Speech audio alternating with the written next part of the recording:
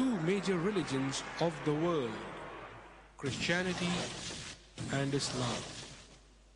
Christians claim from the Bible that Jesus Christ was crucified on the cross. Christ, through the Spirit, he talks about himself, I was dead, now I am alive. But the Muslims assert from the Quran that he was not killed, nor was he crucified. The Messenger of Allah, وَمَا قَتْلُوهُ وَمَا صَلَبُوهُ. They did not kill him, neither did they crucify him. And what is the truth? Decide for yourself.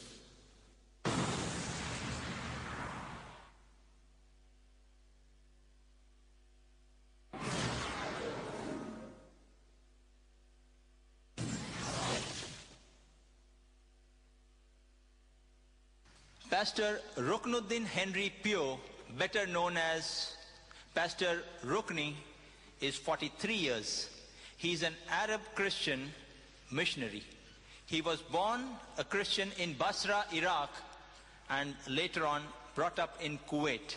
He has postgraduated Masters in Science from the University of Bombay. He has had varied experience in teaching, including computer education and training, teaching the Arabic language, consultancy for computerization and development of computer software, programs in Arabic. He has been in the field of conveying the message of Christianity for over a decade. He is a Bible teacher and preacher with the India Gospel Mission. He is also a renowned faith healer.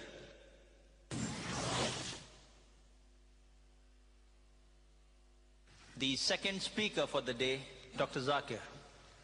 Dr. Zakir Abdul Karim Naik, 33 years, is the president of the Islamic Research Foundation, Bombay.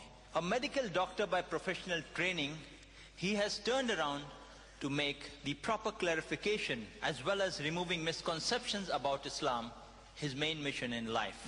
He is a keen student of Islam and comparative religion.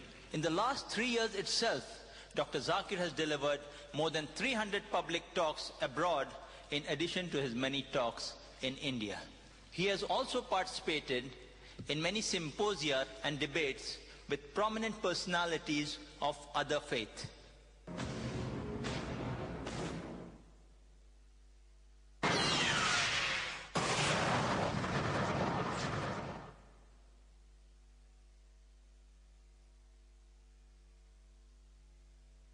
Bismillahir Rahmanir Rahim.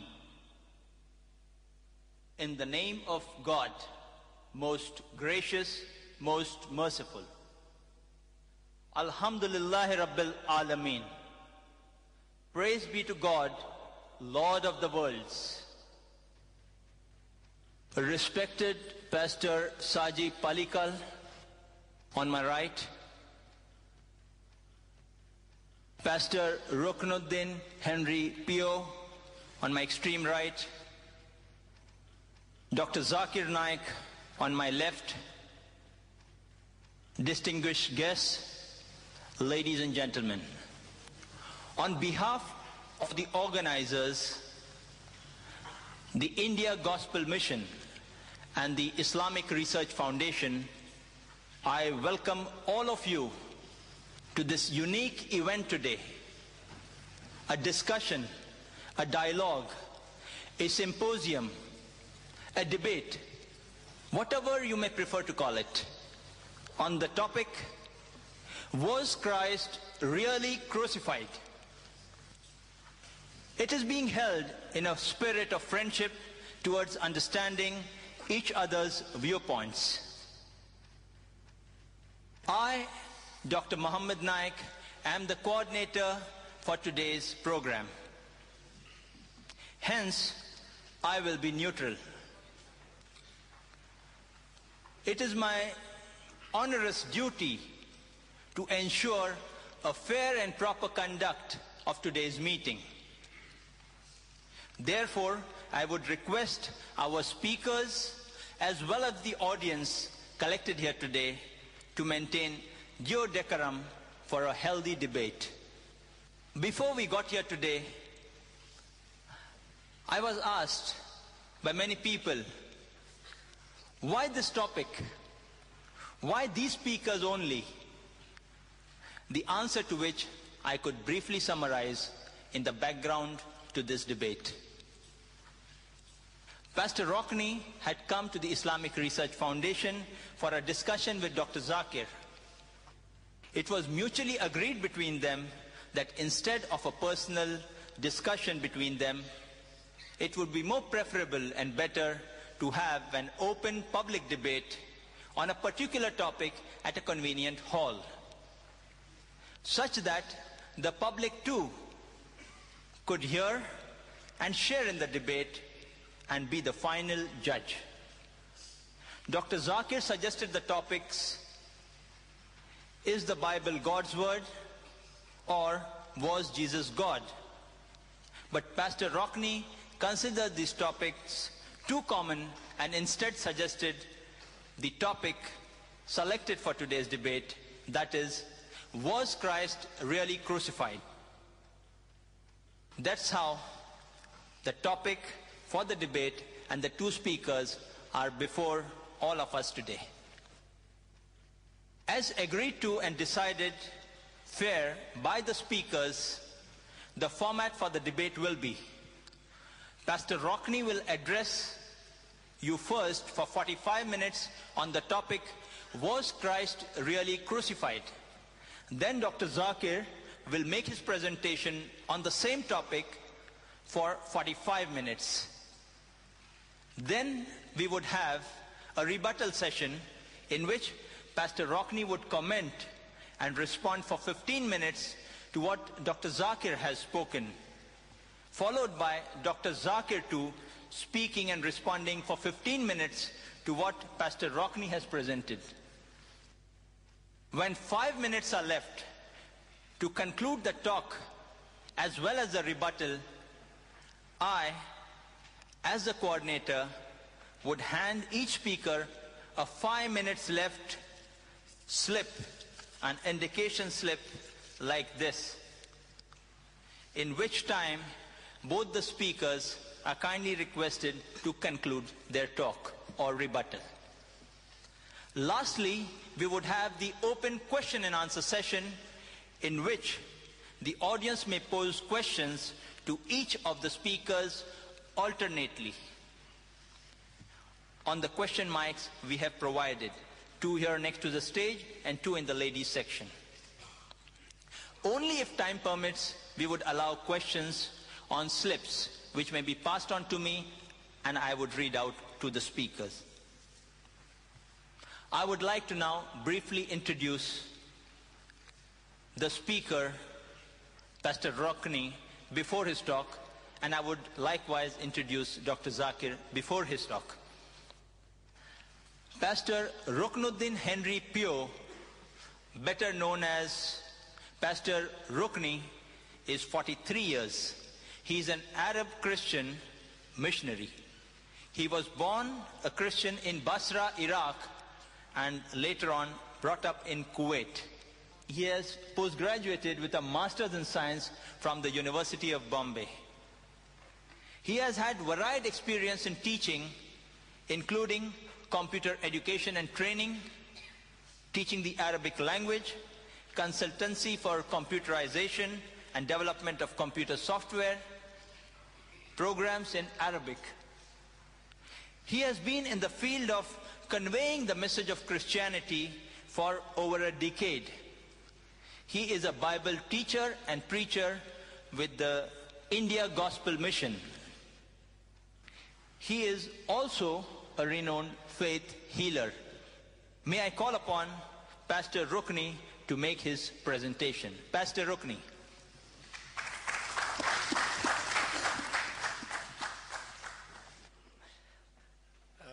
Just a small comment. Even though my name is Rukni, it is a variation of Ruknuddin, but very rarely people call me Ruknuddin, and even in my official document I'm Rukni, so you call me Rukni only.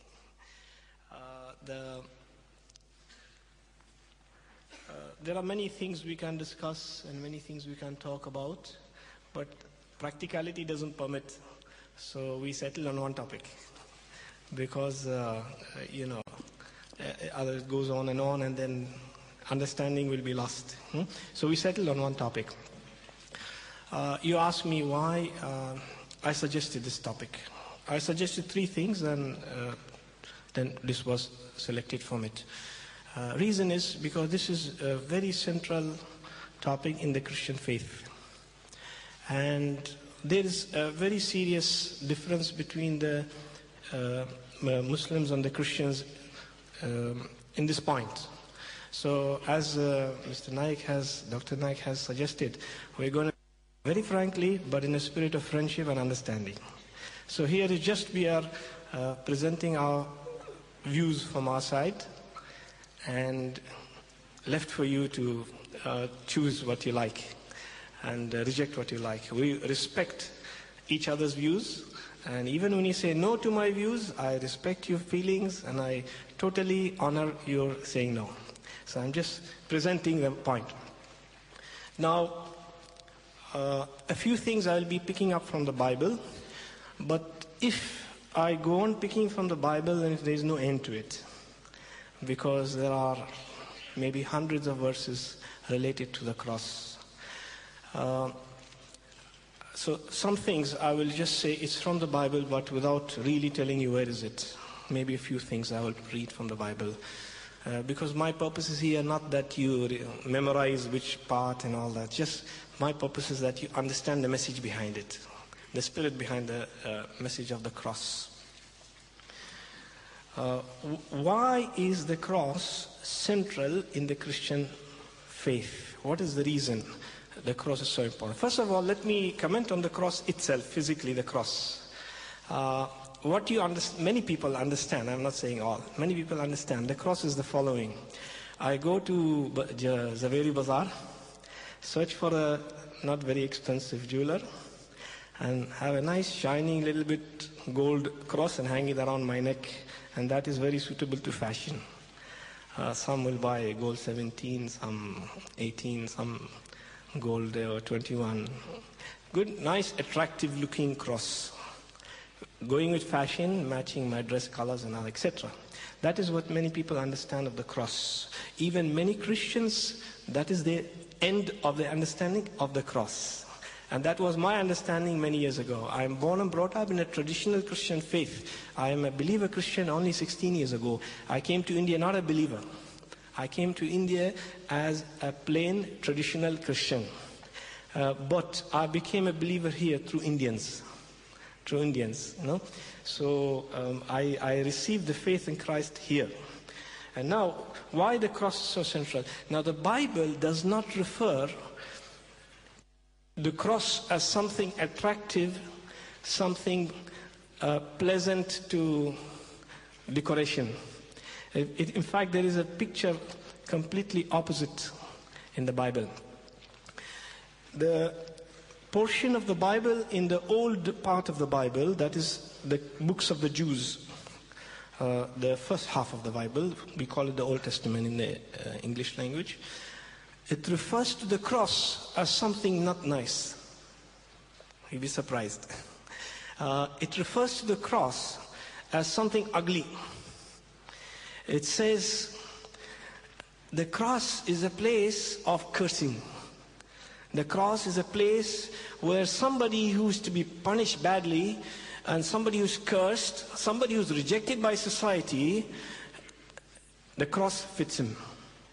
And there is a statement in the books of the Jews, the first half of the Bible, that says, it's God's word said by a prophet. It says, "Cursed is the man who hangs on a tree." It was a reference to the tree, a reference to a cross. When in the life of Jesus, the cross was not a pleasant thing, desirable, but it was a necessity for something which I'll explain. The Bible, as you are aware of, some of you may not be aware, just quickly, is made out of 2 sections. It is 66 collection of 66 books written over a period of approximately 4,000 years. It's not one book, it's a collection of books. And the first half, that is the books of the Jews, it is mainly prophetic and written by prophets, various history in the life of the history of the Jews. And right from the first book onwards, there is sometime almost directly, but very often indirectly, reference to the cross. Now, why there is where does the cross come? Why the cross? I have not yet explained it. I'll try to come to the point. Basically, it's the gospel. It's the gospel, the news of salvation from sin. There the cross comes. Essentially, the Bible reveals to us that man is a sinner. Man is a sinner by nature. He inherited that from the days of Adam. I was born and brought up, and in my nature, I'm a sinner. And therefore, I sin. Sin by thought, sin by words, sin by behavior, and many things. It's the nature of man is sinner. And the Bible also says that the person who sins, he reaps death, a sentence of death. There is a spiritual death, there is natural death, etc. So there is a sentence of death on every human being on this earth because of sin. Because sin is offensive to God, and therefore man and God cannot fellowship together, cannot come together because of that enemy sin between them. And now what happened is, this sin is so grievous and so serious and so great that whatever I do to pay for the cost of the sin, to get rid of it, it is too small, not good enough to wipe sin from my life. See, if I give charity to the poor, it is very nice, that's a beautiful thing, the Bible recommends to do that, but it is not big enough to wipe sin from my life. As far as it's a good act, it is a good act, but not good enough to wipe sin from my life. Okay? Now, God sent Jesus, a perfect man, a man without sin, a man would prefer to suffer rather than sin, an exception, a person who sin did not enter him. He was tempted in every way, but yet he did not sin. Therefore, the sentence of death does not belong to him as it belongs to all of us. He deserved to live forever. That was the quality of Jesus from the spiritual point of view. From the point of view as man, he walked as man on earth, like anybody else. He had to work for his bread and many different things like anybody else. But from the spiritual point of view, he was not worthy of death, because sin did not succeed going into him. Okay? So in that sense, he was a perfect man. Now this Jesus obeyed God to the point of being wrongly sentenced to the death of a sinner. Okay? So therefore, satisfying the justice of God, that death is the price for sin.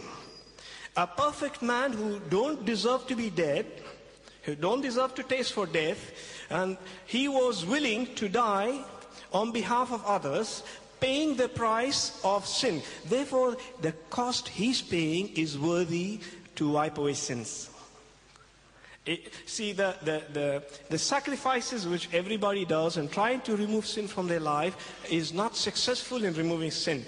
But Jesus, because of his value of being sinless, because of his value of obeying God till the end, therefore the sacrifice he offered was acceptable to God as a cost for sin. And that is why the cross of Jesus is central in the Christian life. And that is why it is necessary for Jesus to die the death that God knew about it beforehand. And that's why his death was the key For those who believe in him and those who receive that sacrifice in their heart and accept it, they are entitled that their sin is paid for. You know, it is a cost for paying for the sin. You know, that is what the cross is in the Christian life. That's why it is central. That's why you remove the cross from the Christian life, you have removed the whole Christian faith. Many people, not just Muslims, some other people also, they say Jesus did not die on the cross.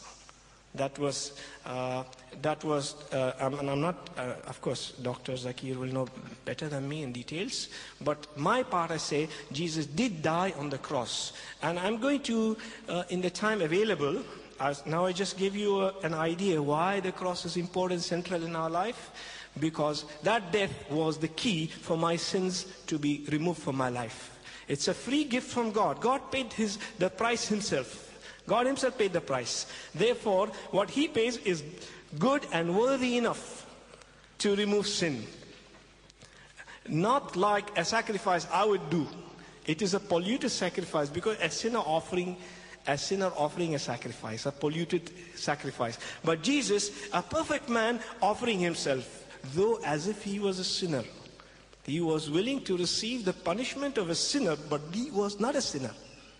It is a sentence of spiritual death in me. He said, you don't die it, give it to me, and I'll take it for you. And now I'm going to just go through some of the historic things in the scripture. Some of them are indirectly talking about the death and the sacrifice of Jesus. Some of them directly, very clearly speaking, some of them indirectly. So I'll go through few things here and there as time permits me. Now, you know, the first five books of the Bible are written by the prophet Moses. And the first book is Genesis. That describes the history of God created the earth and the first development of human beings in the old times in Babylon, etc. Now, one thing is, I'm sure some of you, and most of you in school have learned, at least heard about the story of Adam and Eve, how Adam and Eve was created, and he had fellowship with God. There was no barrier between Adam and Eve and God. Therefore, God and Adam and Eve see each other. They talk to each other. There is fellowship, there is oneness between Adam, Eve, and God the Creator. Why? Because there was no sin between them. Okay, that's the time before sinning.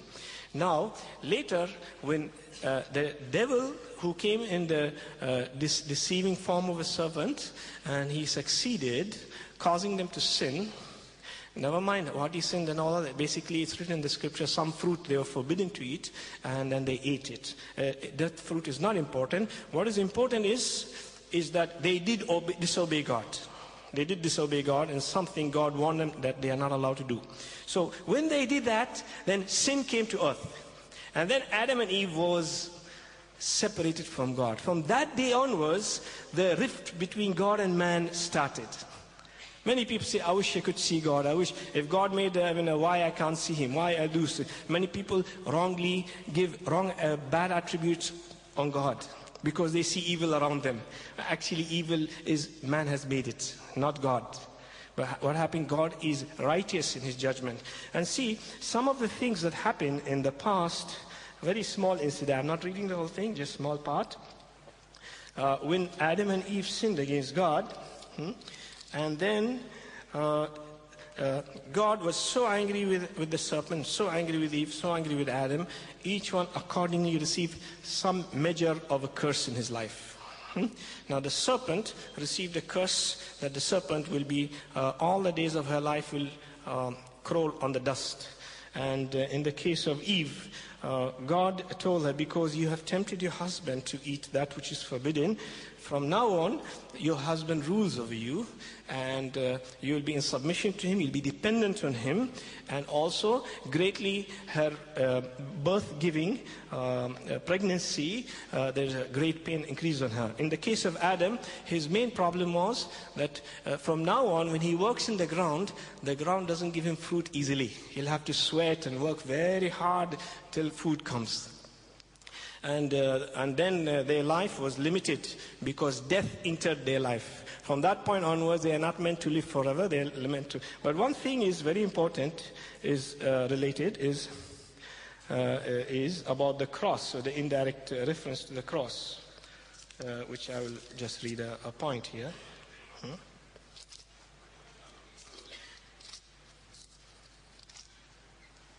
Yeah. It says, see, God, after declaring the various curses on Adam and Eve, if you'd like to write the reference, you're free. I'll read it. Just okay. It's in the beginning of the book of Genesis, chapter 3. Says, "Therefore the Lord God sent him out of the Garden of Eden." That is in reference to Adam and of course and his family of Eden, to till the ground from which he was taken. And he drove the man, and he placed cherubim. And so he drove out the man, and he placed cherubim at the east of the Garden of Eden, and a flaming sword which turned every way to guard the way to the tree of life. See? If those who wish to refer, it is Genesis chapter 3, verse 23-24. Simply is, after God declared the various things on them, and sentence of death basically on them, God chased them out of the Garden of Eden. That beautiful garden, which we normally refer to it as heaven, but actually some beautiful place where they used to enjoy the place, God drove them out from that garden. And what did he place at the entry point of the garden? He placed an angelic being. It's called, angels have different type of categories. One of them is called the cherubim, the closest to God. So, angelic being standing at the gate of the garden, and he's got a flaming sword, and the sword is going right, left, in all directions to make sure nobody enters that garden again. See? What is the way to the Garden of Eden? The way to the Garden of Eden is only if you pass through that sword. There is a sword at the Garden of Eden which is watching over the entry to the Garden of Eden. And as a Christian, and as I relate it to other things of the scripture, there is death price to enter the Garden of Eden. That sword has to fall on somebody. Because God is righteous and his justice demands that sword had to fall on somebody. You see? Adam could not come inside. There's a sword guarding the Garden of Eden. That sword is the death sentence on the one who dares enter the garden. And we see later Jesus willingly gave his life according to the will of the Father, and that sword fell on him. And therefore, today the door to Garden of Eden is open. Not only to Christians, to all those who believe. See, Jesus said, "I am the door." He said, "I am the door." You want to know the Father, you want to know the heaven, you want to know the good things of God, I am the door. Jesus allowed that sword to fall on him. So that is indirect reference to the cross. Now I'll go a little further now. The Bible is rich of indirect references to the cross. And also there is a lot of direct reference to the cross. Just talking about cross, nothing else. Okay. Now, another example is the famous story of the father of all the faithful, Abraham. Now, I would like to comment something.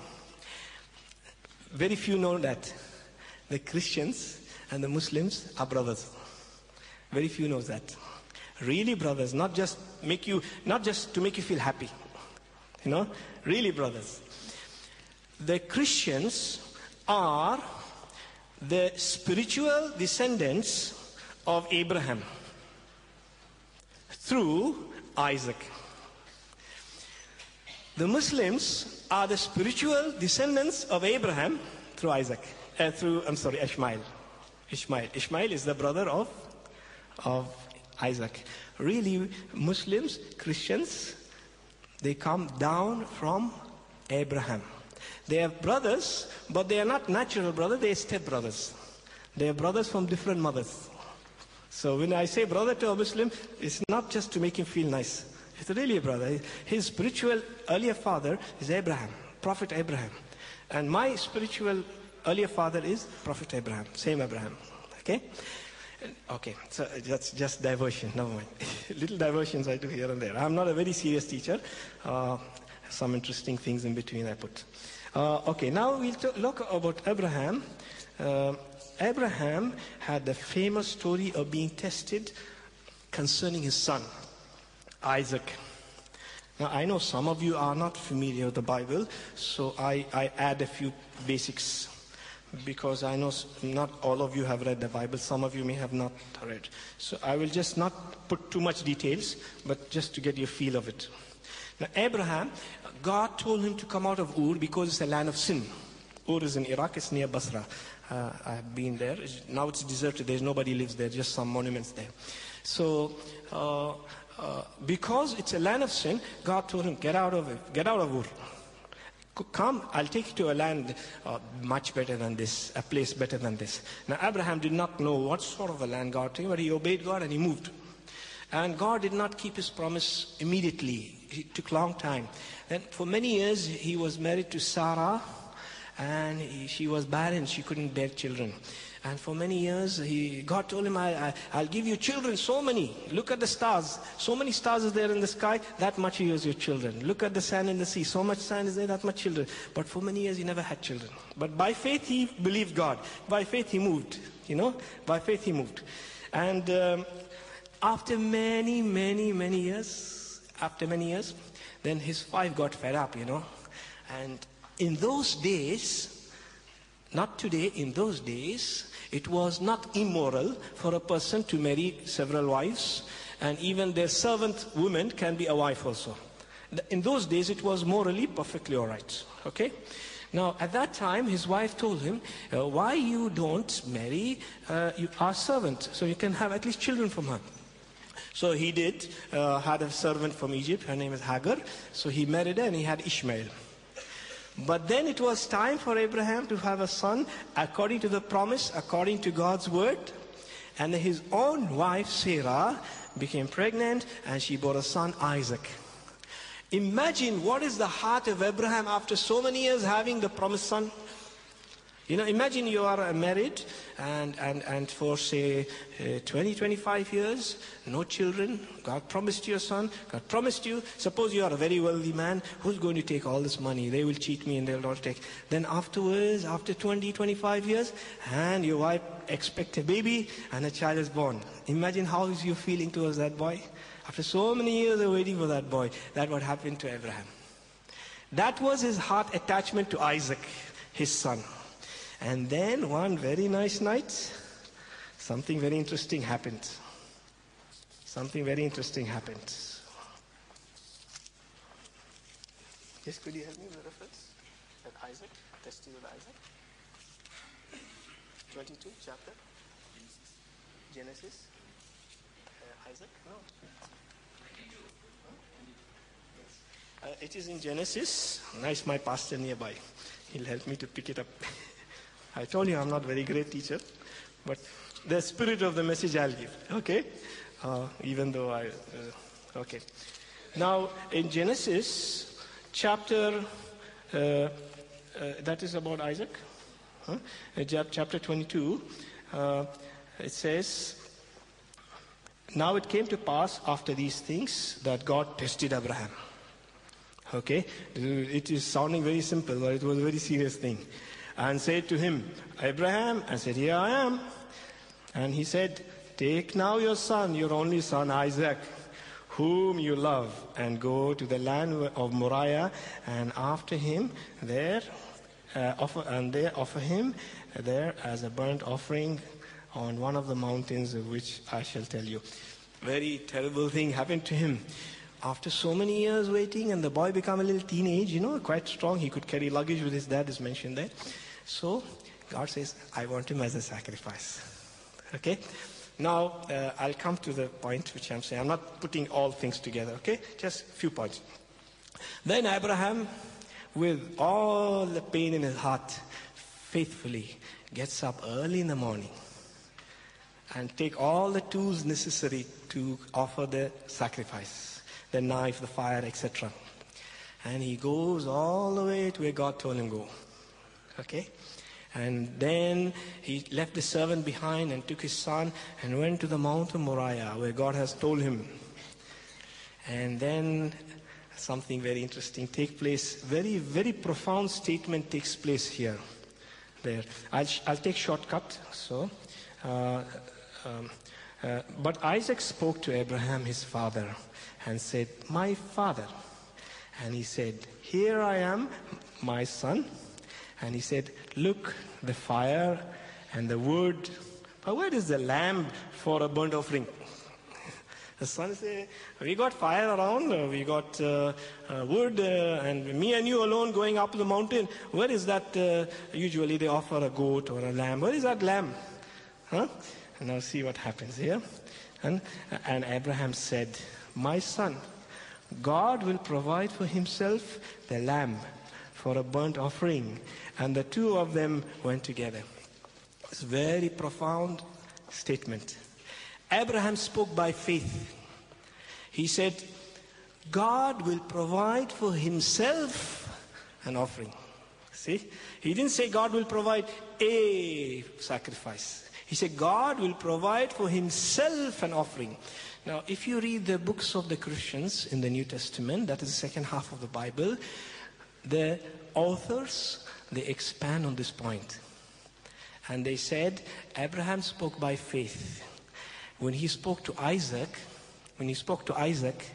he was thinking that God will raise him back from the dead when he spoke to Isaac. That's how he spoke. And something like this happened, but not exactly rose him from the dead.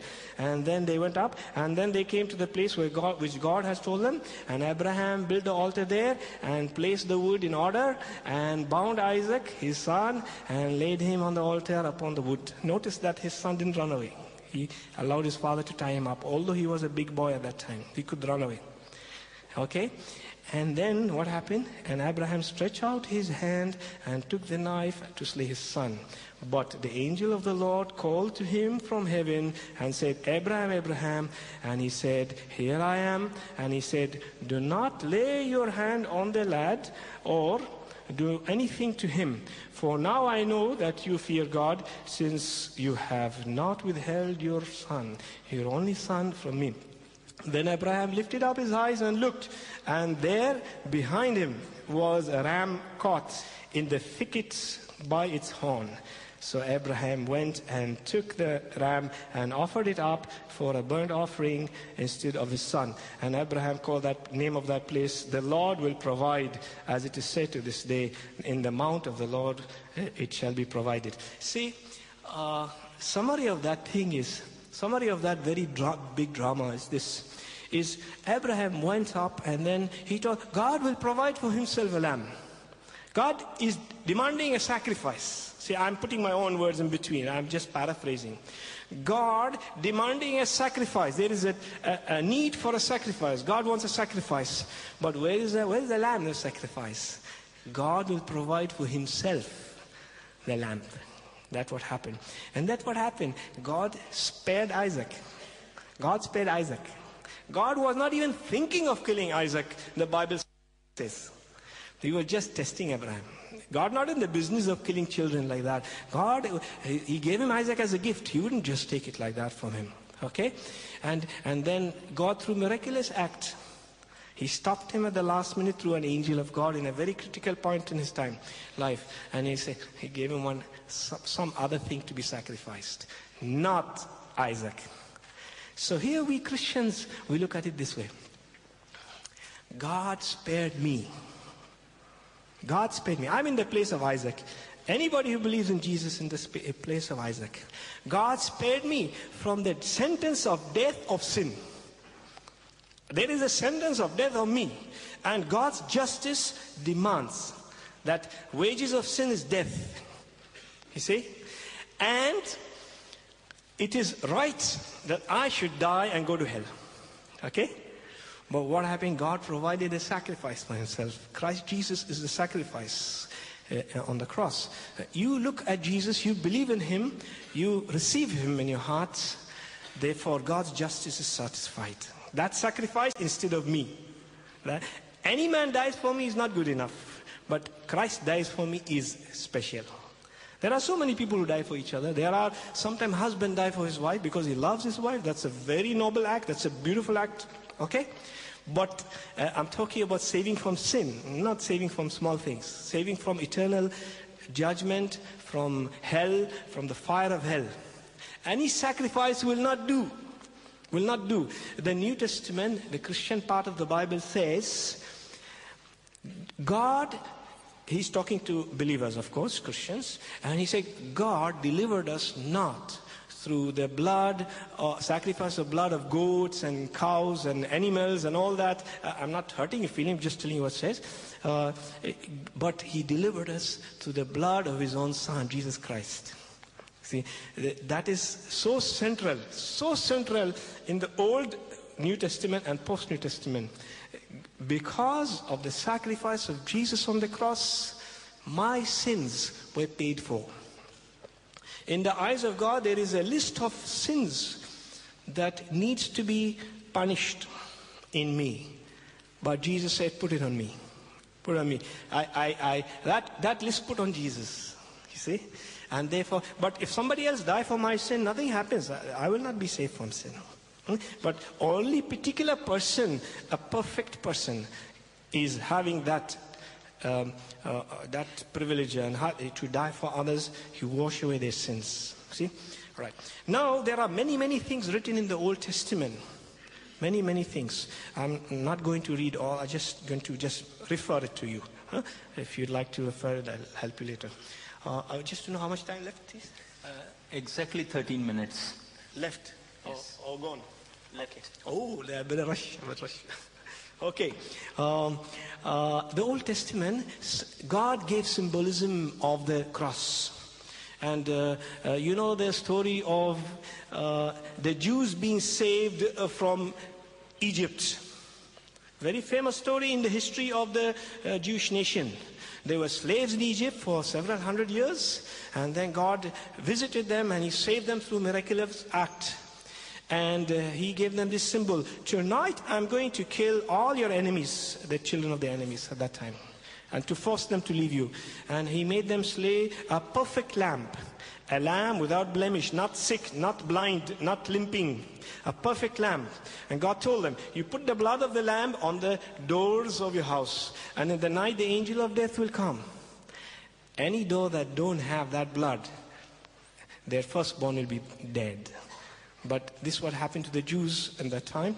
They obeyed and they put the blood at the gates. And the whole nation, Jewish nation, that night were given permission to leave Egypt. That day I was, So that was a reference to a perfect lamb, a sacrifice of a perfect lamb. Not any lamb, I won't just bring any lamb. For a perfect lamb, there is a salvation from death. That is a symbolism. Really, it was not the lamb. It was a symbol of Christ coming later.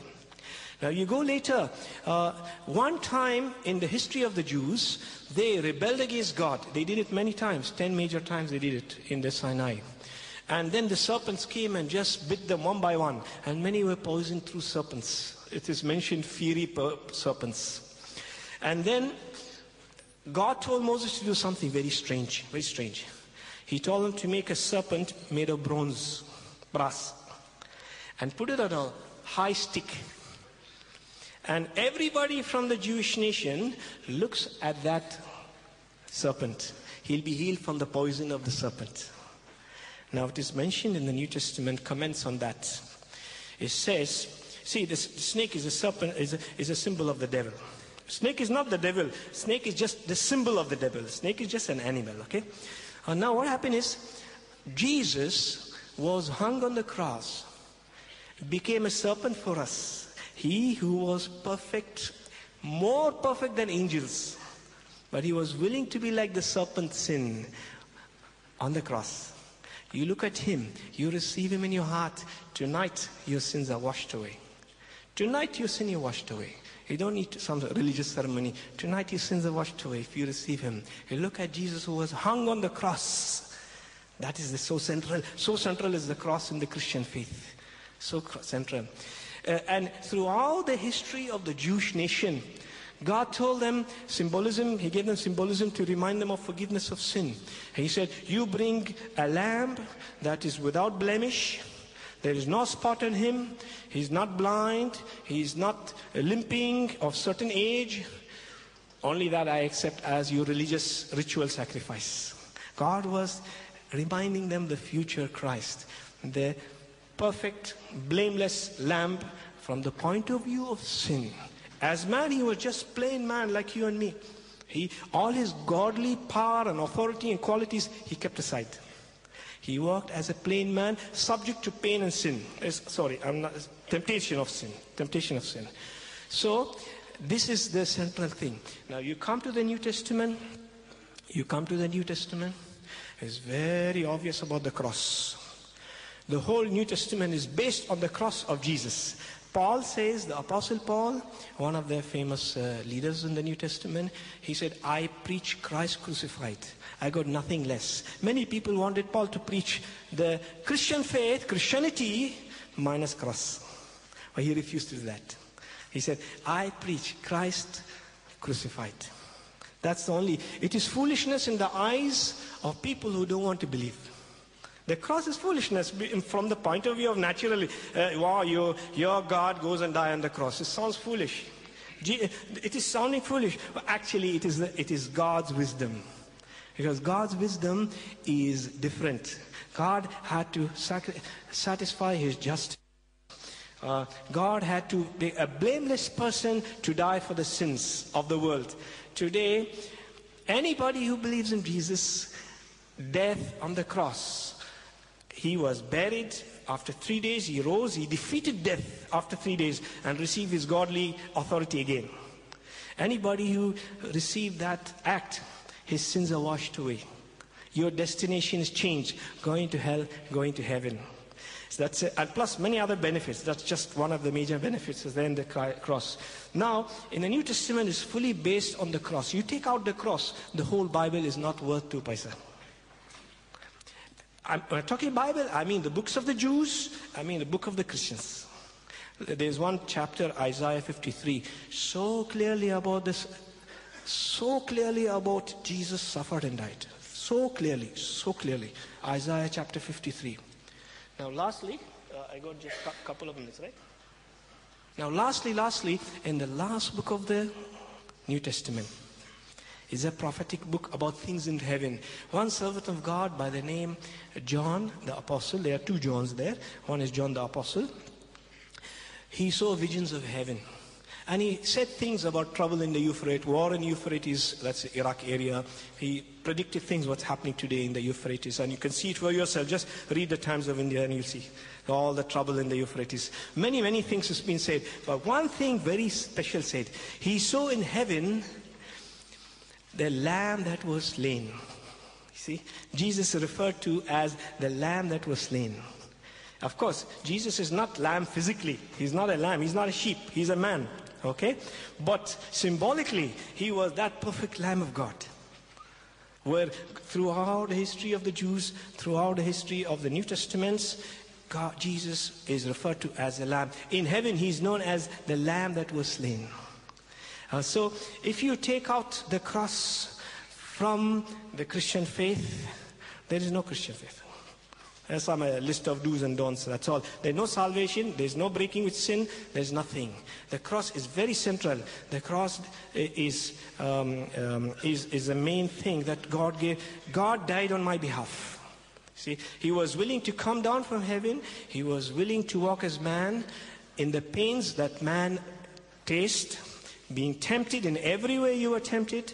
If you are tempted, Jesus tasted more than what you think. Okay, you believe on him. He breaks that lust and that addiction and that bad habit and that curse in your life. Jesus breaks all that from your life. You have to just say yes to him. And tonight you go home and just pray to him. You receive salvation from sin. I think my time is up. Okay, I have to show it. Okay, good. 5 minutes I can do miracles in that. Okay. Praise God. Okay. One thing is, it's for now only? Okay. This is my label. Okay, 5 minutes is not bad. Huh? Okay, no problem. Right. Now, there is one category of evidence of the cross of Jesus is the Bible. That is the books of the Jews, the books of the New Testament of the Christians.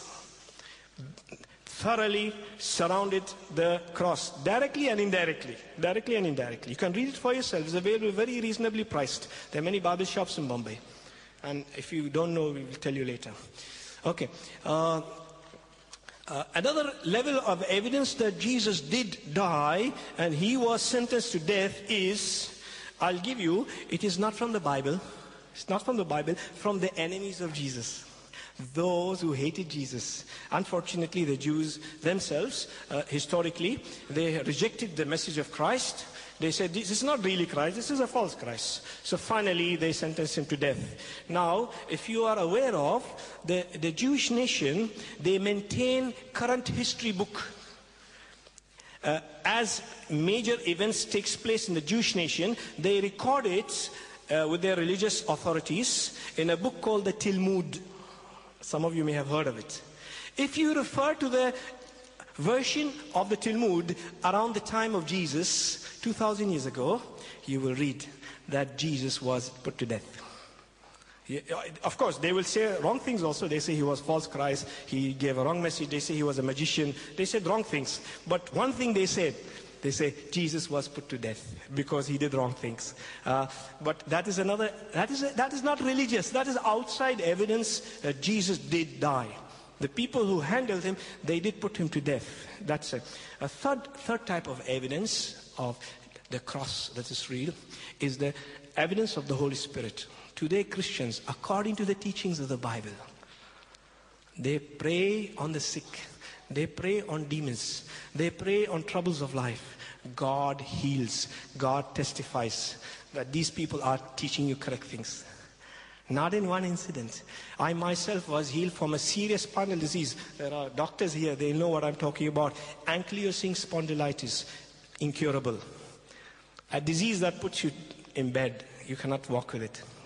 A disease that will waste your life. And 16 years ago, the leaders prayed for me.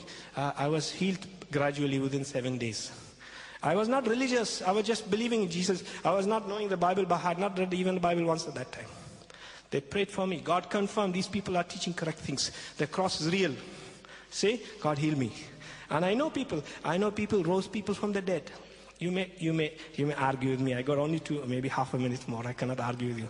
But there are people today, rose people. I myself happened to me. I was walking near Bombay Gymkhana. One little girl, scooter ran over her. I carried her dead. She was a little less than teenage. Now, I am not a doctor. I cannot tell you about her internal organs functioning or not. But as a layman, I saw her dead. She stopped breathing and she's totally finished. And we rushed her to the hospital. I was praying in Jesus' name for her.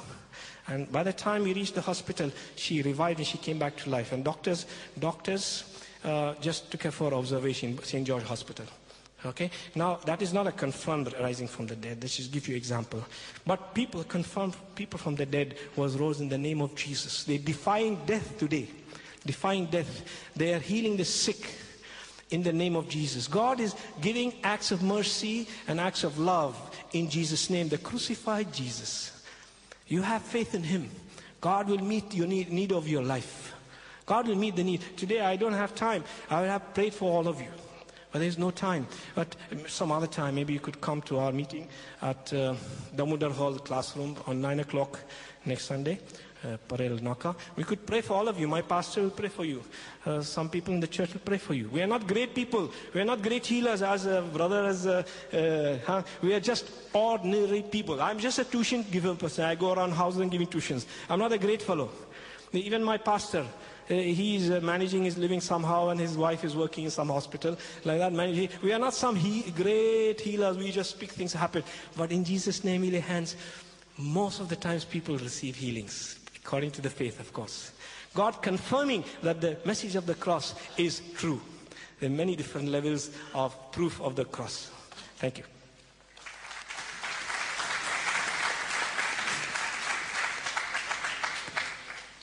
Islamic Research Foundation, Bombay. A medical doctor by professional training, he has turned around to make the proper clarification as well as removing misconceptions about Islam, his main mission in life. He is a keen student of Islam and comparative religion. In the last 3 years itself, Dr. Zakir has delivered more than 300 public talks abroad in addition to his many talks in India. He has also participated in many symposia and debates with prominent personalities of other faith. May I call upon Dr. Zakir to make his presentation on the topic of the day, Was Christ Really Crucified? Dr. Zakir.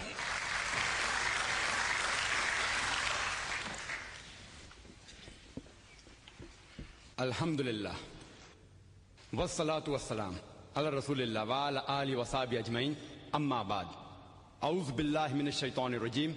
Bismillahir rahmanir rahim.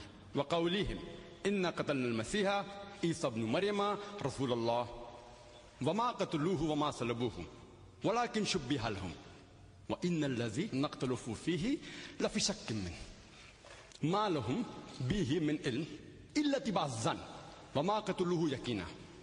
Bismillahir rahmanir rahim.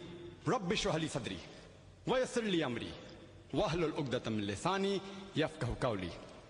Respected Pastor Ruknuddin, or as he likes to be called, Pastor Rockney, Henry Pio, Pastor Saji, the respected pastors from various churches of Bombay, my respected elders, and my dear brothers and sisters.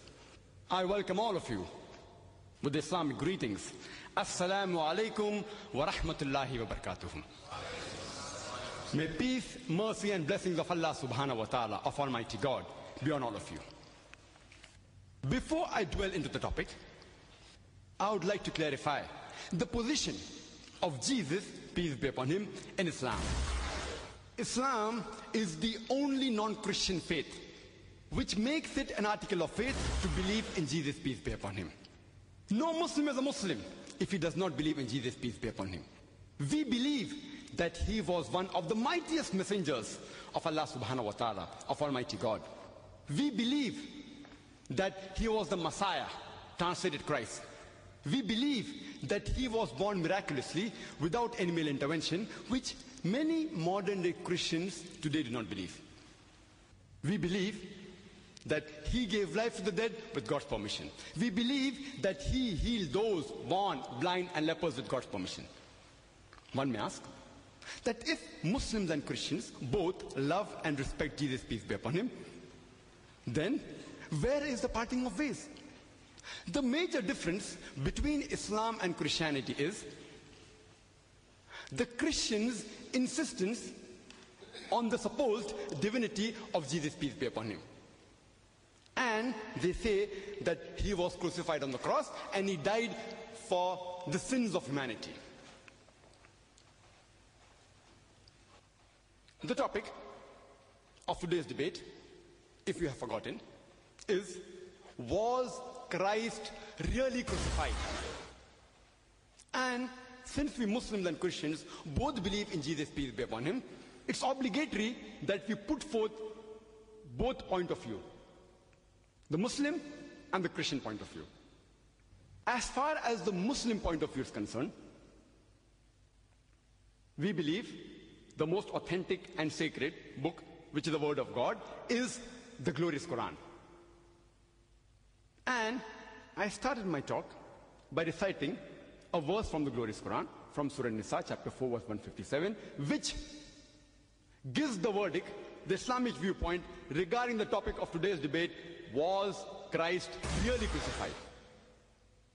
And since Pastor Rockney, he's an Arab Christian missionary, Arabic is his mother tongue, I do not have to translate the meaning of what I recited in the beginning of my talk. For him to realize to understand what is the Islamic viewpoint. But since most of us don't understand Arabic, Arabic is not a mother tongue, I would like to translate the verse which I recited in the beginning of my talk from Surah Nisa, chapter number 4, verse number 157, which says, وَقَوْلِهِمْ, they said, the Jews in boast, إِنَّا قَتَلْنَا الْمَسِيحَ إِيسَى بْنُ مَرْيَمَ, that we killed Christ, Jesus, son of Mary, the messenger of Allah. وَمَا قَتَلُوهُ وَمَا صَلَبُوهُ, they did not kill him, neither did they crucify him. وَلَكِنْ شُبِّهَ لَهُمْ, but it was made to appear so. وَإِنَّ الَّذِي نَقْتَلَفُوا فِيهِ لَفِي شَكٍّ مِّنْهِ, and all those who differ therein are full of doubts. مَا لَهُمْ بِهِ مِنْ إِلْمٍ, with no certain knowledge. إِلَّا اتِّبَاعَ الظَّنِّ, with only conjectures to follow. وَمَا قَتَلُوهُ يَقِينًا, for a surety they killed him not. This verse of the glorious Quran is so explicit, unambiguous, making it very clear that the Islamic viewpoint is وَمَا قَتَلُوهُ وَمَا صَلَبُوهُ, they killed him not, neither did they crucify him. وَمَا قَتَلُوهُ يَقِينًا, for a surety they killed him not.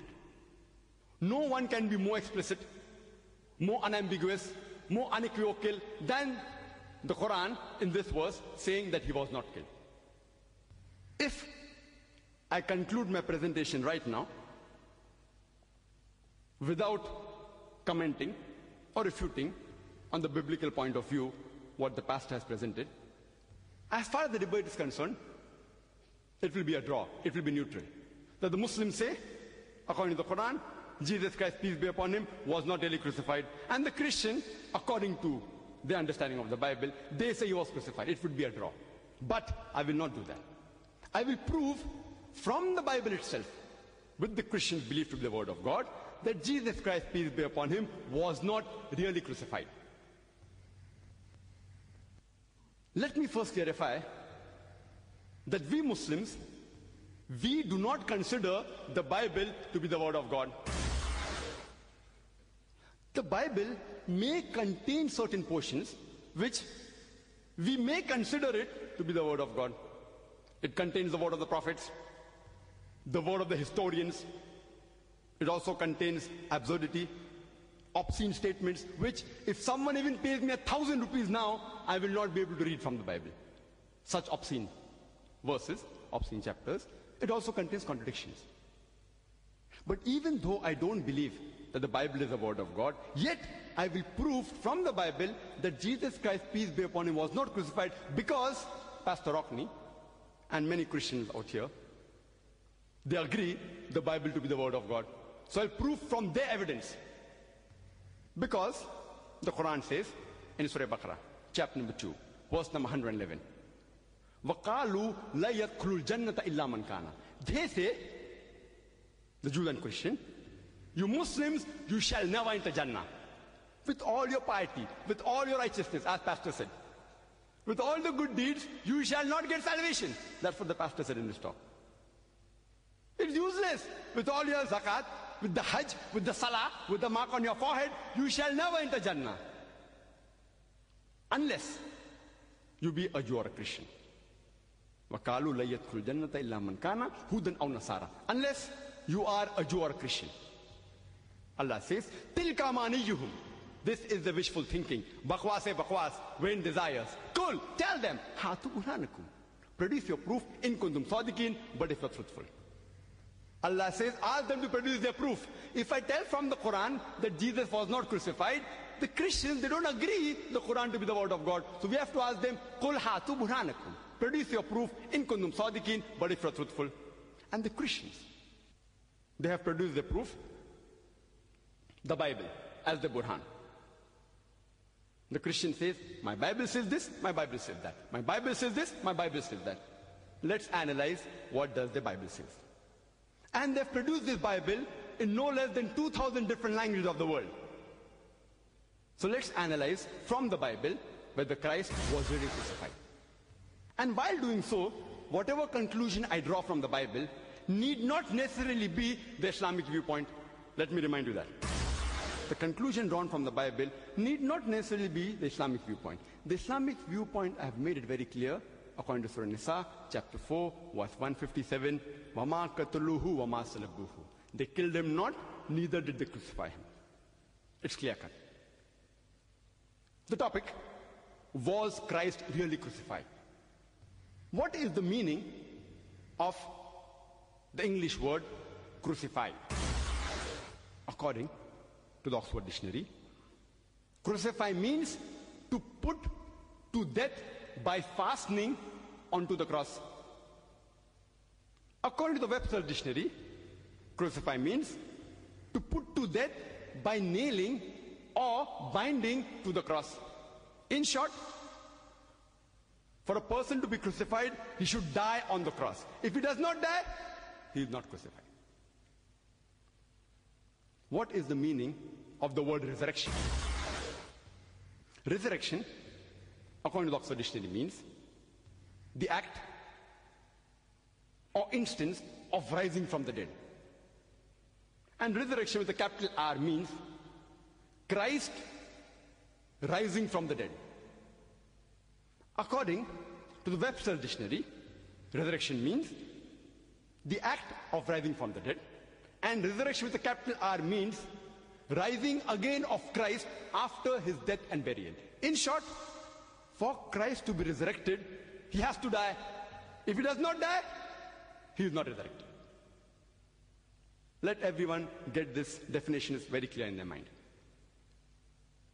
According to Jesus, peace be upon him, he says in the Gospel of Matthew, chapter number 19, verse number 16 and 17, that a person can obtain salvation by keeping the law and the commandments. But according to St. Paul, he nails the laws and the commandments to the cross. Cross, cross, cross, as you heard Pastor sing, cross, cross. He nails the law and the commandment to the cross, as he says in Colossians, chapter number 2, verse number 14. And Paul says that salvation can be obtained by believing in the death and resurrection of Jesus, peace be upon him. And he quotes, if you read the New Testament, 1 Corinthians, chapter number 15, verse number 14. I give the reference so that people realize I'm not pulling a fast one. I prefer giving references. Otherwise, if I say Bible says this, New Testament says this, in this encyclopedia of more than 1,000 pages, where will you find? To make it easy, I give references. According to St. Paul, 1 Corinthians, chapter number 15, verse number 14, and if Christ has not risen from the dead, our preaching is in vain and your faith is in vain. As the pastor said, that all your good deeds, all your charity, without believing in Christ died for the sin, it is useless. And the Christian missionaries, the reference they didn't give, quoting from Isaiah, chapter number 64, verse number 6, that all our righteousness, all our good deeds are like filthy rags. If you don't believe Jesus Christ, peace be upon him, died on the cross for the sin of humanity, all your righteousness, all your good deeds are like filthy rags. And in the words of the pastor, which I wouldn't ever say, he says, if there is no cross, if there is no crucifixion, Bible is less than 2 pies. And he says, if no crucifixion, there is no Christianity. And I agree with him. And the pastor said that he came to India and he spent more than 2 decades here. And only when he came to India, he really realized the message of Christianity. Previously, he was only a Christian, but he became a practicing Christian from the Muslims here. I would like to remind him that I have only met one Arab Christian before in my life, before meeting Pastor. One Arab Christian I met in Jeddah from Syria. And after he attended my talk, Alhamdulillah, by Allah's grace, he accepted Islam. This is the second time in my life that personally I'm meeting an Arab Christian. And inshallah, with Allah's help, and I pray to Allah subhanahu wa ta'ala to give him hidayah, that since he got the teachings of Christianity from the Indians, he will come back to the original faith, which is Islam, which every human being is born in. Inshallah, after this talk, after having discussion, inshallah, I pray that he comes back to the original faith, inshallah, realizing that there is no crucifixion, no cross, no Christianity. Which inshallah I will do in the course of my time. Let's see what St. Paul has to say. regarding resurrection. St. Paul, he comments on resurrected bodies in the same chapter where he says, if Christ hasn't risen, our faith is in vain, our preaching is in vain. Same chapter, 1 Corinthians chapter 15, towards the end of the chapter. St. Paul says in 1 Corinthians chapter 15, verse 42 to 44, he says that so also is the resurrection of the dead. It is sown in corruption, it is raised in incorruption. It is sown in dishonor, it is raised in glory. It is sown in weakness, it is raised in power.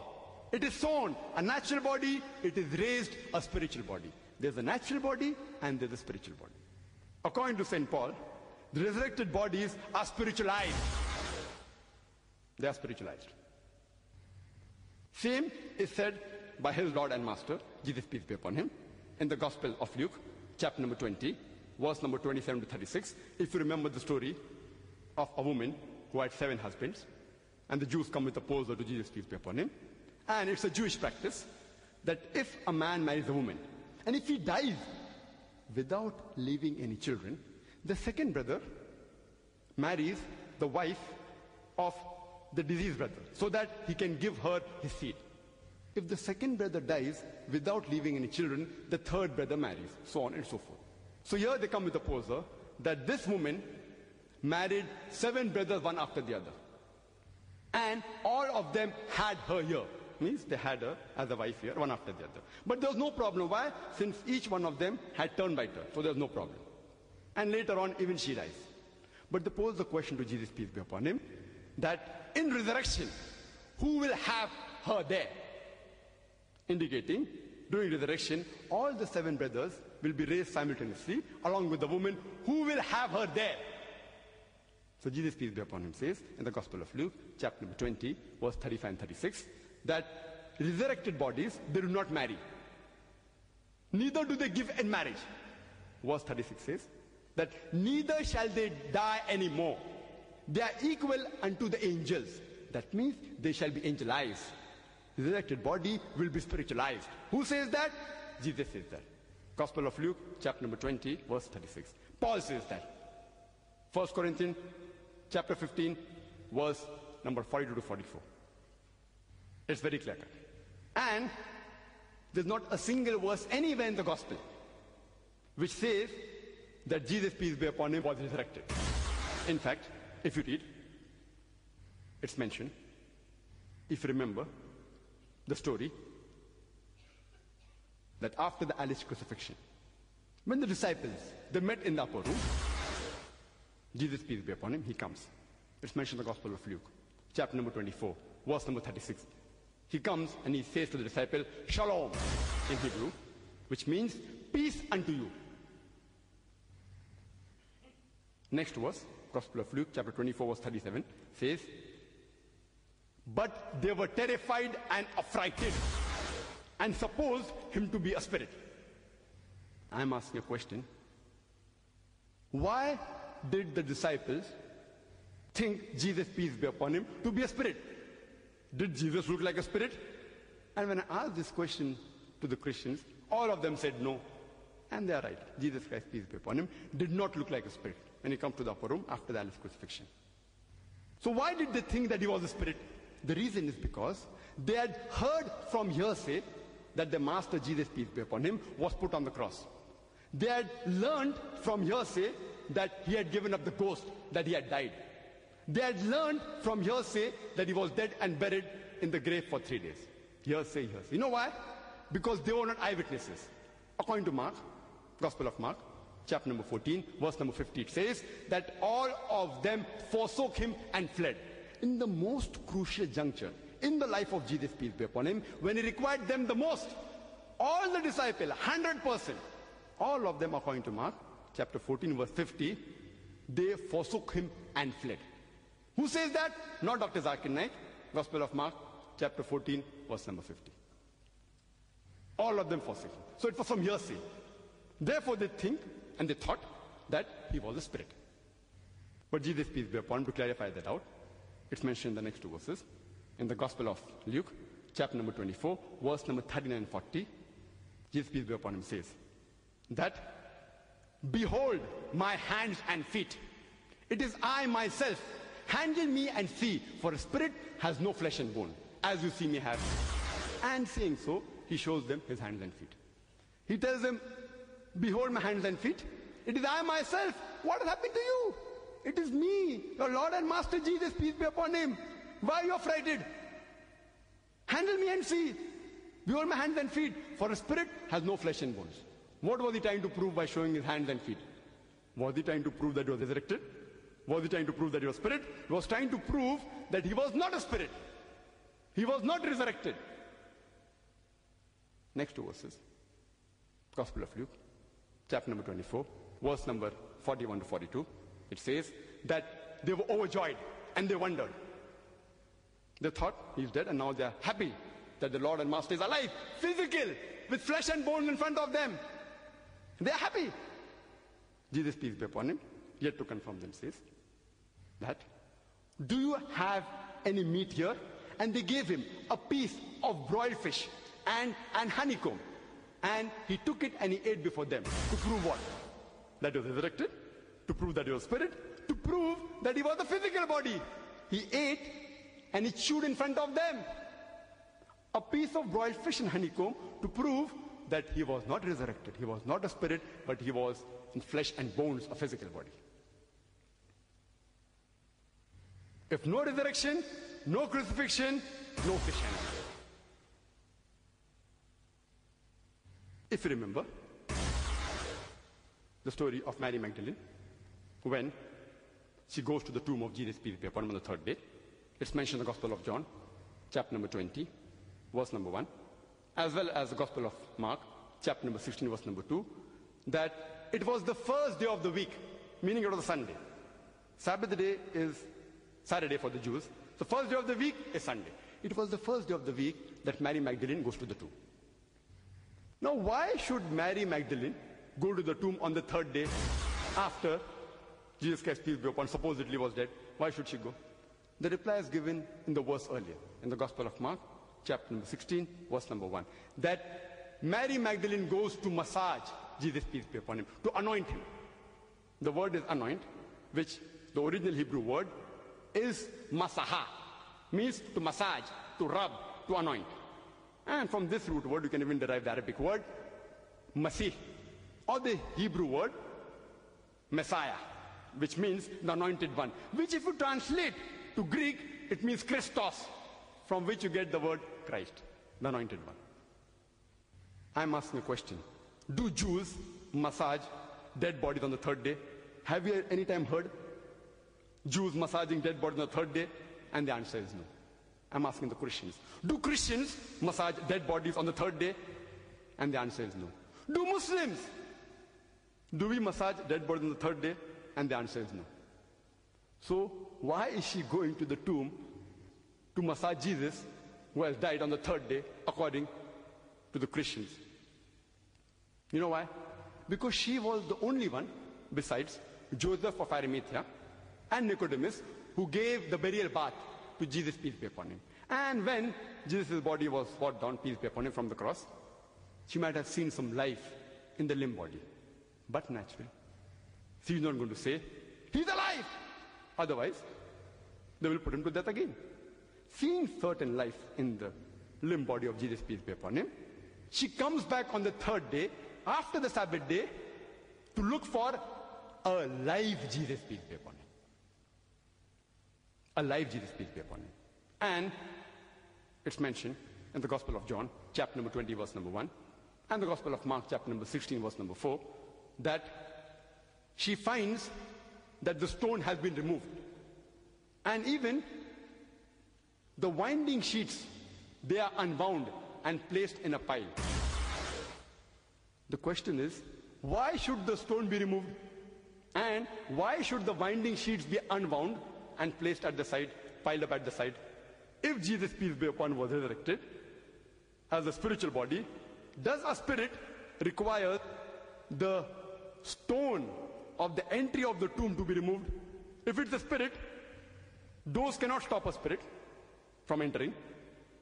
The stone need not be removed. Why was the stone removed? And if a spirit has to move, does it have to unwound the winding sheets? It's not required. But if it's a physical body, the stone blocking the entry of the tomb has to be removed. The winding sheets have to be unwound, proving that Jesus, peace be upon him, the person who came out of the tomb, was a physical body. And the tomb was a private property of the secret disciple of Joseph of Arimathea, who was a rich and influential Jew. And he had carved a big roomy tomb, maybe for himself, for future, in which Jesus, peace be upon him, was kept. The tomb or the sepulchre. And according to Jim Bishop, he says, Jim Bishop, not Bible, Jim Bishop, says, it was very roomy, very big. 5 feet wide, 7 feet in height, and 15 feet in depth.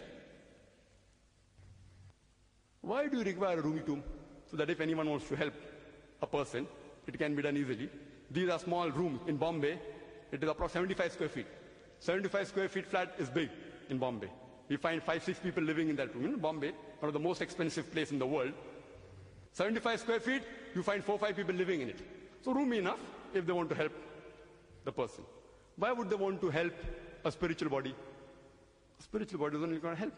But naturally, they want to help a physical body. Further, if you read in the Gospel of John, chapter number 20, verse number 15, Jesus, he sees that Mary Magdalene, from the earth, from terra firma, not from the heaven, he sees her and she's weeping. And he comes to her and asks, "Woman, why weepest thou?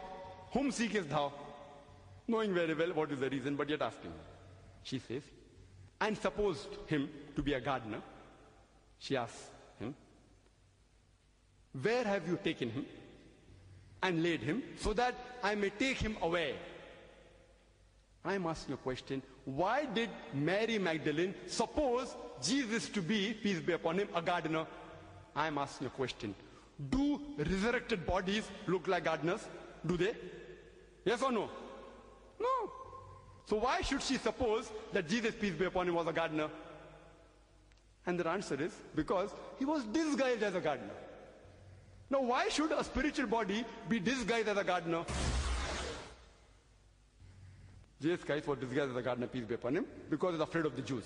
A spiritual body need not be afraid of the Jews. Why? Because according to Hebrew, chapter number 9, verse 27, a man dies only once. And after that is the day of judgment. Jesus, peace be upon him, said in the Gospel of Luke, chapter number 20, verse number 36, "Neither shall you die anymore." Means if you're spiritualized, you don't have to be afraid of anyone. No one can harm you. You cannot die a second time. If he's spiritualized, why should he be disguised? Why should he be afraid? Why should he be in hiding? Why should he run away from the Jews? Proving that he was not a spiritual body, but he was alive. And he says to Mary, Mary, the one word is sufficient for Mary to recognize her Lord and Master. You know, because everyone has a particular style of calling the beloved one. And the tone, in the style which you call the beloved one, is sufficient to recognize who is the person. She immediately recognizes that it is Jesus, peace be upon him. And she rushes forward toward him. Gospel of John, chapter number 20, verse 15, 16, 17. Jesus, peace be upon him, says, "Touch me not." Why? Why touch me not? Is he a bundle of electricity that if someone touches him, the person will be electrocuted? Is he a bundle of dynamite that if someone touches, they will blow up? Why does he say, "Touch me not"? Because he was a physical body. Imagine the ordeal, the pain, the physical pain, the emotional pressure that he had going through all that so-called, supposedly put on the cross, all that pain and torture. It will hurt a physical body. He says, "Touch me not." And then continues and says, in Gospel of John, chapter 20, verse number 17, "I have not yet ascended unto my Father." Meaning what? That he has not yet been dead. Jesus Christ, peace be upon him, unequivocally says that he has not yet been resurrected, proving that he was alive. Later on it's mentioned in the Gospel of Mark, chapter number 16, verse number 11, that the disciples, they had heard that Jesus, peace be upon him, was alive. From her, Mary Magdalene, but they believed not. You know, the Jews, they had a habit of posing questions, troubling the messengers. The Quran says that, the Bible says that, they posed question to Moses, peace be upon him, they troubled him, and they harassed him, same they did with Jesus, peace be upon him. Further, it's mentioned in the Gospel of Matthew, chapter number 12, verse number 38. The Jews come up to Jesus, peace be upon him, and say, Master, Rabbi, meaning, O Lord, why don't you give us a sign? Sign meaning a miracle. Miracle. All the good works that Jesus Christ, peace be upon him, did was not sufficient to convince the Jews. They said, give us a sign, give us a miracle. Maybe, like flying in the air, like walking on the water, like walking on burning charcoal. They wanted some miracle. Sign here doesn't mean a sign on a lamppost, you know? Like you have signs on the roads. It's not that sign. It particularly means a miracle. And if you read the New International Version, it says a miraculous sign. What is the reply Jesus, peace be upon him, gives? What is the reply he gives? In the next verse, Gospel of Matthew, chapter number 12, verse number 39 and 40, he says, You evil and adulterous generation, seek it ye after a sign? You seek for a miracle? No sign shall be given to you but the sign of Jonah. For as Jonah was 3 days and 3 nights in the belly of the whale, so shall the Son of Man be 3 days and 3 nights in the heart of the earth. Jesus, peace be upon him, doesn't say that, see, go and meet Bartimaeus, the blind person who I gave sight. Why don't you ask the woman with issues, who only on touching me she was healed? He didn't refer to the 2,000 pigs he had killed to heal a possessed man. He doesn't say that the 5,000 and the 3,000 people he fed with a broiled fish and with bread. He says, no sign shall be given to you but the sign of Jonah. Jesus, peace be upon him, is putting all his eggs in one basket. The sign of Jonah. And for a person to know the sign of Jonah, he doesn't have to be a scholar of the Bible. He doesn't have to be a doctor of divinity, because it is taught in Sunday schools. And in most countries, including India, irrespective whether you're a Christian or a Muslim or a Hindu, somewhere or the other it is taught, either in comics or in moral science lessons, the sign of Jonah or Jonah and the whale. They know. But if you want to know the sign of Jonah actually, in the Bible, in this big book, the sign of Jonah is less than 2 pages, less than 1.5 pages. I had the Xerox copy done from the same Bible to make it easy. Less than 1.5 side. Less than 1.5 side. Only 4 chapters. And to find 1 page in encyclopedia more than 1,000 pages is difficult. But everyone knows the outline of the story. That Almighty God, He asks His messenger, Jonah, peace be upon him, to go and deliver the message to the Ninevites, to go to Nineveh. But he says, these Ninevites, they are so sinful. What will they listen to the message? He thinks that they will make fun of me. It will be a waste of time. So he goes to Joppa, and from there he's setting sail to Tarshish. Now while he's at sea, there's a huge storm. And it was the superstition of the Marines of that time that if there's a storm at sea, it is because someone has disobeyed the master. And they had their own ways in trying to find who was the person responsible. They had the system of casting of lots. And when they cast lots, it comes to the turn of Jonah, peace be upon him. And Jonah, being a messenger of Almighty God, he agrees and he says that, see, I am the person responsible. I was told by my master, Lord, to go to Nineveh, but from Joppa I am setting sail to Tarshish, running away. I am at fault. You take me and throw me overboard. But they say, this person, such a pious person, why should simply he be killed? So they try and stir the ship, but yet they are not successful. The storm is yet there. So he says that, why don't you throw me overboard? And finally they agree, and they throw him overboard. When they throw him overboard, the storm subsides. Maybe it was a coincidence. Later on, a big fish, a whale comes and swallows Jonah, peace be upon him. Jonah prays to Almighty God from the belly of the whale. The whale takes Jonah, peace be upon him, for 3 days and 3 nights round the ocean, and then vomits him out on the seashore. What is the sign of Jonah? Jesus, peace be upon him, says that no sign shall be given to you but the sign of Jonah. For as Jonah was 3 days and 3 nights in the belly of the whale, so shall the Son of Man be 3 days and 3 nights in the heart of the earth. Now I'd like to ask you a question. When Jonah was thrown overboard, was he dead or alive? Before you answer, I would like to make it easy for you. Let's see, Jonah volunteers. He says, I'm the culprit, I'm responsible, throw me overboard. If someone doesn't agree, maybe you'll have to break his leg, you may have to break his neck, you may have to twist his arm. But here he volunteers, so they don't have to do all that. So they throw him overboard. I'm asking you a question. When Jonah was thrown overboard, was he dead or was he alive? Alive. The fish comes and swallows him. Was he dead or alive? Alive. He prays to Almighty God from the belly of the whale. Was he dead or alive? Do dead men pray? Was he dead or alive? Alive.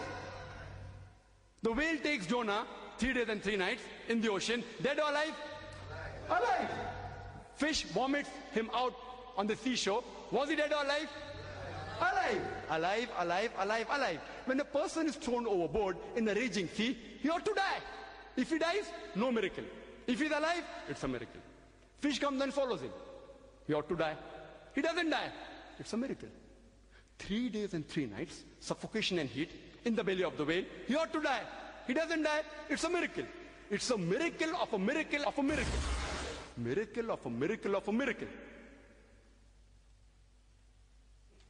Jesus said, peace be upon him, as Jonah was 3 days and 3 nights, so shall the Son of Man be 3 days and 3 nights. As Jonah was 3 days and 3 nights in the belly of the whale, so shall the Son of Man be 3 days and 3 nights in the heart of the earth. Jonah was alive. But when I pose the question to my Christian brothers, and they are our brothers, they are our cousins, what do you call? They are brothers. When I pose the question to the Christians, that how was Jesus, peace be upon him, in the tomb according to you? And all of them say that he was dead. He was dead. I'm asking a question. Jonah was alive. Jesus, peace be upon him, was dead. So was Jesus, peace be upon him, alike or unlike Jonah? Like or unlike? Unlike. So Jesus, peace be upon him, does not fulfill the prophecy. He puts all his egg in one basket and says no sign shall be given but the sign of Jonah. And here the prophecy is not fulfilled.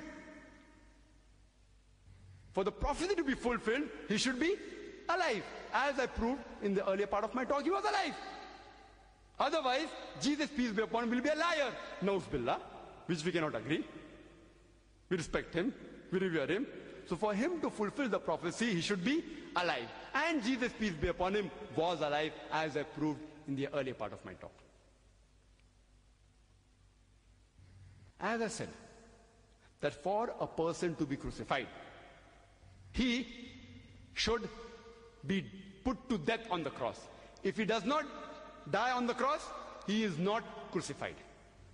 There are some people who may say that, see here, the main part of the sign is not dead or alive, it's the time factor, time factor.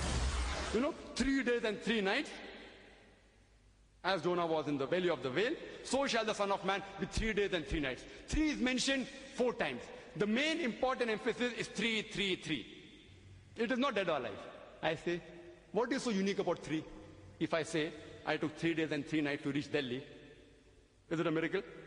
What is so miracle about 3? 3 days or 3 weeks? It's not a miracle. But they say, no, it is a time factor. Let's analyze whether Jesus Christ, peace be upon him, fulfills the time factor, which some Christians say, is the main theme of the sign.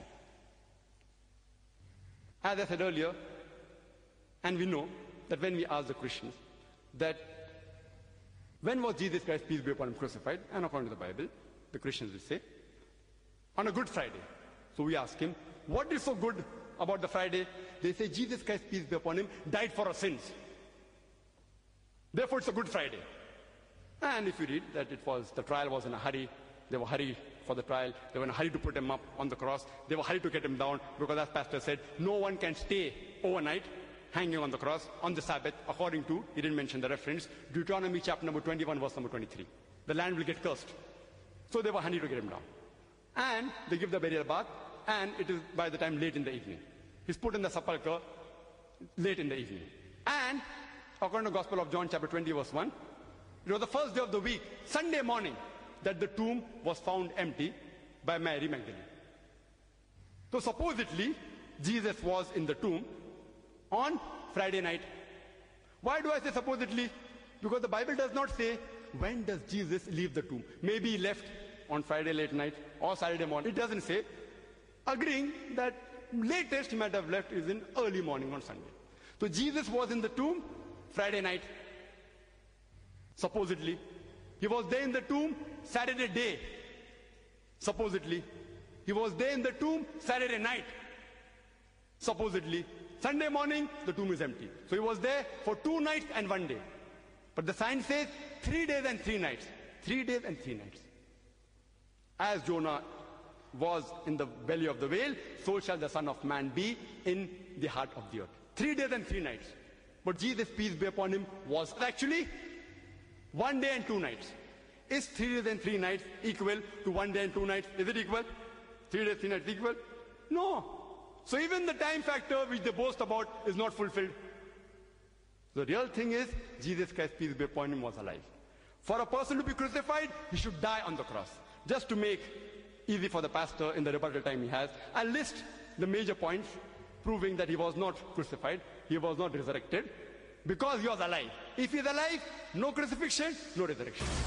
He was put on the cross and brought down very fast. In 3 hours. In 3 hours, it's difficult for a person to die.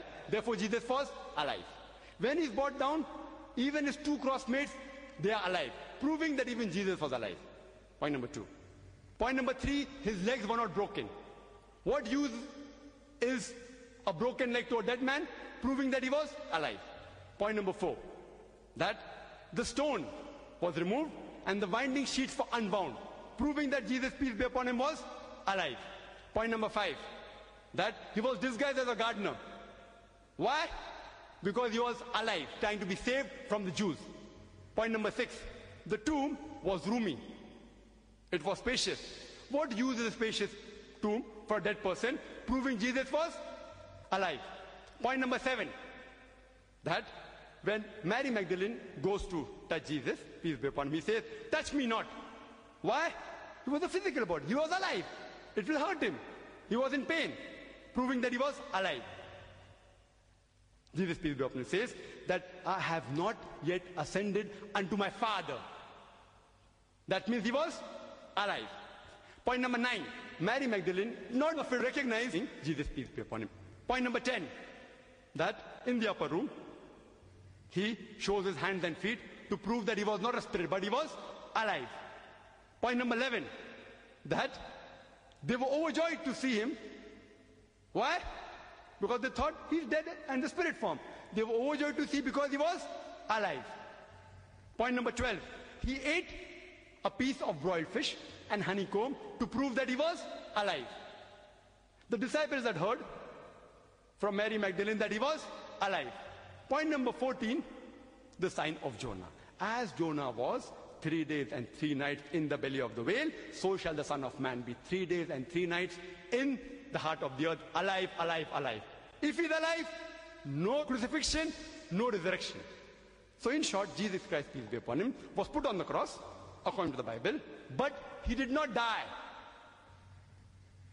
Now, the topic is that was Christ really crucified? If he's put on the cross and if he dies, he's crucified. If he's put on the cross and does not die, what is one word that we'll use? See, English language is deficient. If you look up in the dictionary for a word for a person who's put on the cross but does not die, you will not find any word. So we have to coin new word. The best word that we can coin is that Jesus Christ, peace be upon him, was not crucified, but he was crucifixed. It is not crucifixion, C-R-U-C-I-F-I-X-I-O-N, but it is crucifixion, C-R-U-C-I-F-I-X-I-O-N. F-I-C-T-I-O-N. It's a fiction. We have to coin a new word. So Jesus Christ, peace be upon him, was not crucifixed. He was crucifixed. So I hope this ends the friction, and the pastor will agree, and the confusion will be removed from his mind that Jesus Christ, peace be upon him, was not crucified. There is no crucifixion, F-I-X-7, but crucifixion, F-I-C-T-I-O-N. I'd like to end my talk by giving the quotation of the glorious Quran from Surah Al-Imran, chapter number 3, verse number 54, which says, وَمَكَرُوا وَمَكَرَ اللَّهُ وَاللَّهُ خَيْرُ الْمَاكِرِينَ. They planned and plotted. Allah too planned. Allah is the best of planners. وَآخِرُ دَعْوَانَا الْحَمْدُ لِلَّهِ رَبِّ الْعَالَمِينَ.